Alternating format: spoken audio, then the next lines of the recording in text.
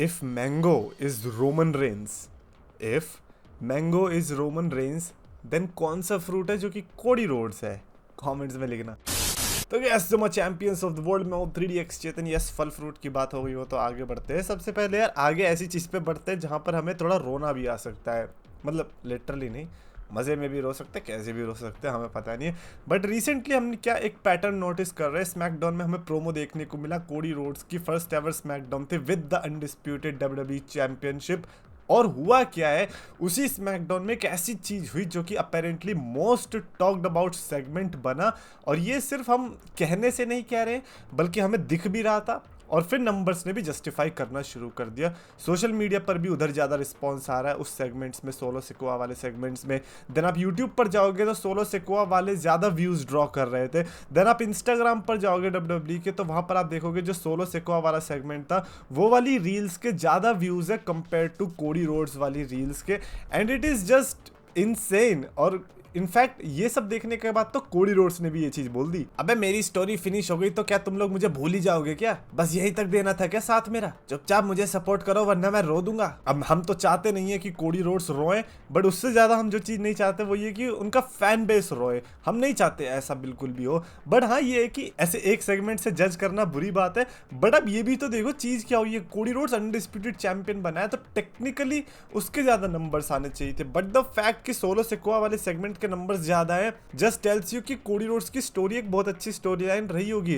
But जो एक blood line का आर्क चल रहा है ना, ये लिटरली इसका हर कोई इंतजार कर रहा है। ब्लड लाइन की स्टोरी मुझे लगता है बहुत बड़ी बनने वाली है। आप नंबर से जस्टिफाई कर सकते हो कि भाई सोच लो नया डेब्यूटांट आया टामा टोंगा और वो लोग देखने के लिए इंटरेस्टेड है कि भाई ये क्या हो गया, इसमें कौन सा नया ट्विस्ट आ गया, क्या कोई नया ट्राइबल चीफ आ गया है, क्या द रॉक ने धोखा दे दिया है, क्या रोमन रेंज का धोखा हो गया है। भाई एक मेरे को बहुत बढ़िया वॉर गेम्स का पोस्टर दिखाई दिया था भाई, वो बहुत मस्त था। एक तरफ रोमन रेंज की ब्लड लाइन थी और एक तरफ द रॉक की ब्लड लाइन थी। द रॉक में सोलो सिकोआ, टामा टोंगा ये सब हो गए, रोमन रेंज के साथ Jimmy Uso, Jey Uso and I think Sami Zayn. Oh you are insane bro, Roman Reigns, Jimmy Uso, Jey Uso के रियूनियन तो एक अलग ही बात है। बट मैं क्या कह रहा हूँ, सैमी ज़ेन भी अगर उसमें इन्वॉल्व हो रहा है, भाई सही में कह रहा हूँ रेसलमेनिया की जो मेन इवेंट की स्टोरी थी ना, मुझे लगता है वही कैलिबर का सर्वाइवर सीरीज में भी उठा के फेंक देंगे अगर इन्होंने लिटरली ये चीज पुल कर दी, रोमन रेंज की blood line versus the Rock की ब्लड लाइन। जिसने भी आइडिया दिया था ना, सबसे पहले तो गीली पप्पी, आई डोंट केयर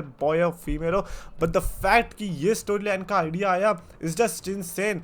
सोच रहे हो सैमी ज़ेन का इन्वॉल्व होना, अबे क्या भाई क्या टाइम था वो 2023 वाला यार। अगर वो दोबारा से वापस आ रहे then who don't want that, especially in a rivalry. और स्पेशली बेबी फेस होंगे यार, वो सपोर्ट करने को मिलेगा भाई। सर्वाइवर सीरीज प्लीज यार, प्लीज कर दो भाई, कर दो। इस बार का रॉयल रंबल भी अच्छा कर दिया तुमने, रेसलमेनिया भी कर दिया, तुम महिंद्रा बैंक भी कर देना, समर स्लैम भी कर देना, सर्वाइवर सीरीज भी कर देना। हमारी ज़्यादा कोई उम्मीद है भी नहीं, कर देना, वरना तो कमेंट तो वैसे भी आने ही है भाई। इससे अच्छा तो डायनामाइट है, उसमें तो रेगुलर मैचेस ऐसे देखने को मिल ही जाते हैं। तो बेचारे WWE कितनी भी मेहनत कर ले, कोई ना कोई आके भाई रियल रेसलिंग तो डायनामाइट में होती है ना, लेकिन भाई रियल उधर तो रियल ही होता है सब कुछ भाई। लेकिन मेरे को AEW फैंस की ये वाली सबसे बेस्ट बात लगती है, कहते हैं कि भाई WWE प्रोफेशनल रेसलिंग नहीं है, वो स्पोर्ट्स एंटरटेनमेंट है, AEW is the real pro wrestling. अब तो तुम कंपेयर करी क्यों रहे हो WWE से? एक बात बताओ, कभी WWE ने कंपेयर किया अपने आप को let's just say Tata Mahindra से? नहीं किया ना। उन्हें पता है कि वो अलग अलग है। जब तुम्हें पता है कि तुम अलग हो, तुम प्रो रेसलिंग हो, तो कंपेयर करते रहो, शॉट्स लेते रहो रेसलिंग पे, न्यू जापान पे लेते रहो, और जितना भी तुम्हें लगता है ना रेसलिंग है, CMLL पता नहीं जो भी है दूसरी कंपनी, लेते रहो। क्यों ला रहे हो स्पोर्ट्स एंटरटेनमेंट को बीच में? WWE को क्यों घसीट रहे हो? नहीं है ना वो प्रोफेशनल रेसलिंग, भूल जाओ, मत देखो, कुछ भी मेंशन मत करो। लेकिन नहीं भाई, रोटी पानी कैसे चलेगी तुम्हारी उसके बिना? स्पीकिंग ऑफ रोटी पानी, पानी से याद आया प्राइम से याद आया लोगन, भाई कोई इसमें कनेक्शन नहीं था, बट लोगन पॉल ने रिसेंटली एक ट्वीट डाला जिसमें उन्होंने अपने आप को जजमेंट डे में दिखाया। भाई आपको पता होगा कि लोगन पॉल कितना बड़ा चटोरा है डोमिनिक मिस्टीरियो के कैरेक्टर का, वो आपने अगर उनके पॉडकास्ट सुने होंगे तो आपको पता होगा। बट द फैक्ट कि लोगन पॉल ने ये इच्छा जताई कि मे बी वो जजमेंट डे में आ सकते हैं is just crazy. But at the same time जब जजमेंट डे के खत्म होने के दिन आने वाले हैं, अब आप ज्वाइन करोगे तो अच्छा नहीं लगेगा। Plus Logan Paul is that superstar जिसको मैं शायद से किसी सुपरस्टार के साथ लिंक होते देखना चाहूँगा।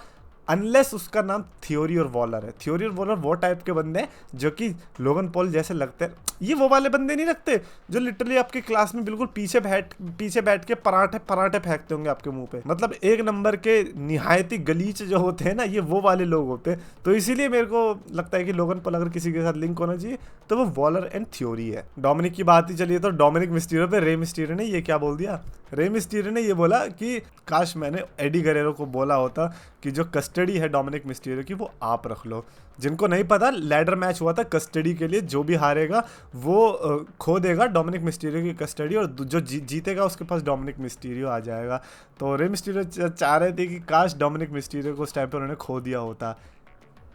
भाई मैं कुछ नहीं बोल रहा हूँ, हु वुड हैव नोन कि रे मिस्टीरियो ऐसा कभी बोलेगा जिंदगी में।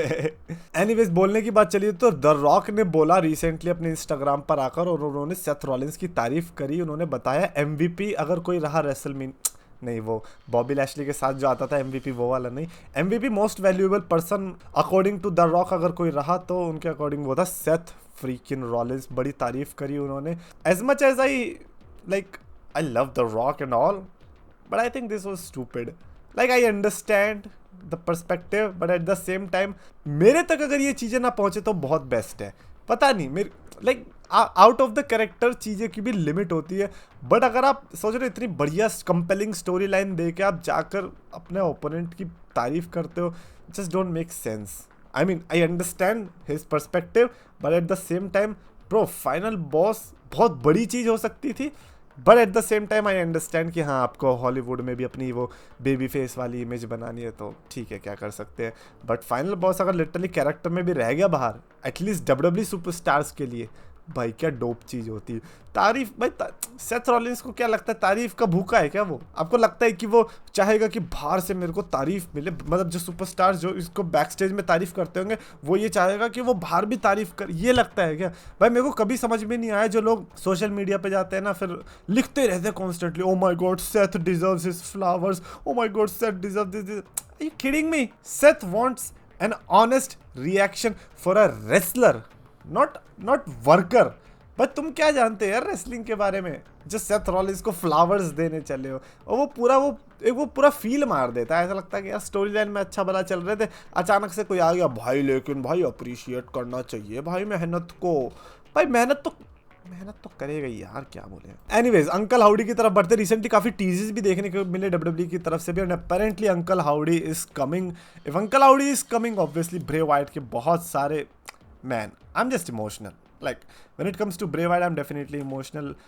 I don't know WWE इसको कैसे पुल करेगी, बिकॉज ये इमोशनल फैक्टर रहेगा लोगों के लिए, ब्रे वाइट से लिंक रहेगा। जब भी अंकल हाउडी को देखेंगे लोगों को ब्रे वाइट की याद आएगी, और इसमें अगर इन्होंने ज़रा सा भी मैसअप कर दिया ना, कुछ बहुत पंगे होने वाले WWE के लिए। But since Vince McMahon is not here, तो वी कैन से कि हाँ उतना कुछ ज़्यादा खास होगा नहीं ड्रामा। अच्छा, रिसेंटली आयुषो स्पीड, जो आपको पता ही है आर क्यों पड़ी थी, स्ट्रीमर है वो, सब तो पता ही है ना, उसने ये बोला कि क्या हो अगर मैं WWE बनाऊं बट कंटेंट क्रिएटर्स के साथ। क्या ख्याल है? ख्याल तो बढ़िया है, बट मैं तो चाह रहा था कि आप लोग WWE के अंदर आओ, ये नहीं कि अपना ही एक प्रमोशन खोल के बैठ गए और उसमें जाके लड़े जा रहे हो। भाई मेरे को ऑनेस्टली भाई, मेरे को अमेरिका यूट्यूबर्स और ब्रिटिश यूट्यूबर्स में को उतना इंटरेस्ट तो है नहीं।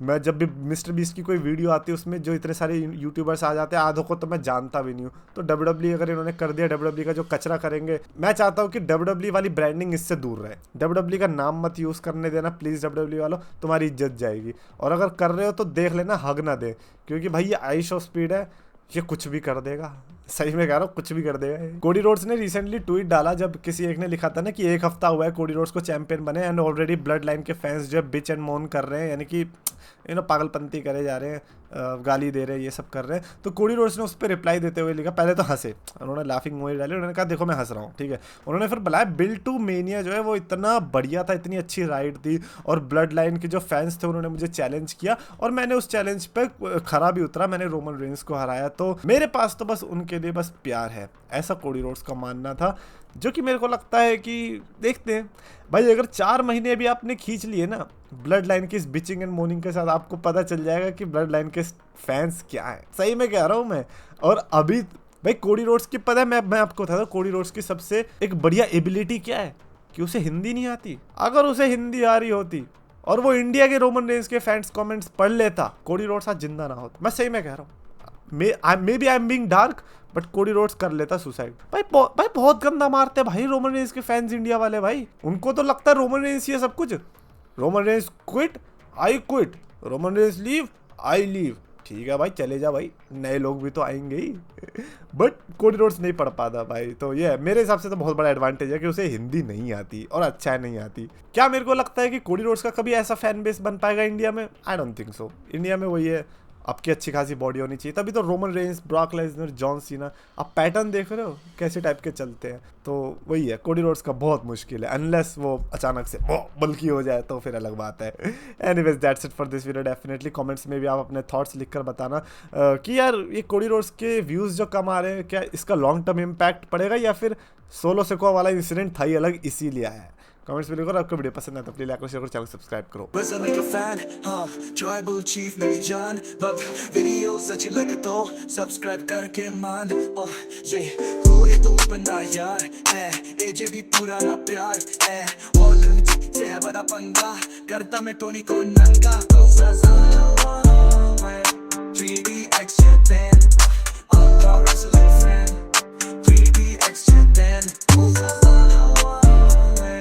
3DX then I'll wrestling friend 3DX then I'll wrestling friend 3DX then